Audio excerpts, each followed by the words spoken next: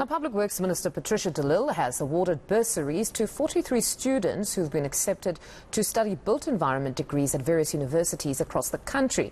That's because there's a lack of skills in this sector. The Minister joins us now to discuss just this. Good afternoon, Minister, and thank you very much for your time. Just talk to us about this bursary scheme for particularly students studying courses in the built environment. Well, certainly the built environment, we do need a lot of skills in that area, especially to drive our infrastructure investment plan. And so this year we recruited students from all 9 provinces. We awarded 43 bursaries, of which 24 are for women. And they go into engineering, architect, actuarial science, as quantity surveyors. And we are very happy that we were able to get all of the young people to go and study in the built environment, so that will also help us to transform the built environment. And then what would have been the requirements to actually be awarded that bursary? Well, first of all, it's university entry. I must say I was very impressed with the results of all the students. Particularly 2 young sisters, twins, the one with 5 distinctions, the other one 4. And some of them got like 80% in math, 90%. So the requirement was university entry. And so we will be sponsoring them to the amount of 150,000 Rand per year. That includes their book, their IT requirements. We also do mentorship.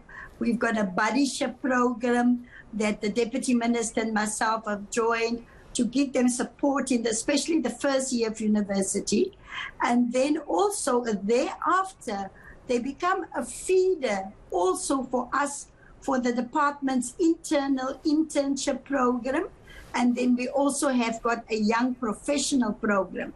So once they're done with their studies, we will then take them into the department. So far, about 13% of the students that we have funded over the past 4 years, has gone into the private sector.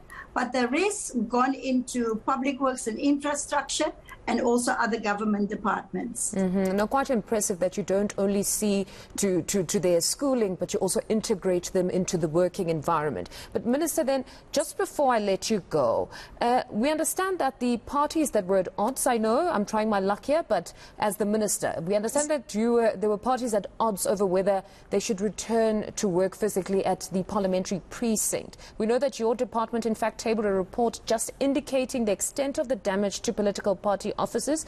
Would such a return be possible, honestly? Well, definitely. We have already worked together with the Office of the Speaker and the Office of the Secretary of Parliament. We have offered accommodation to just over 200 members of Parliament and members of the NCOP, and the accommodation has been accepted.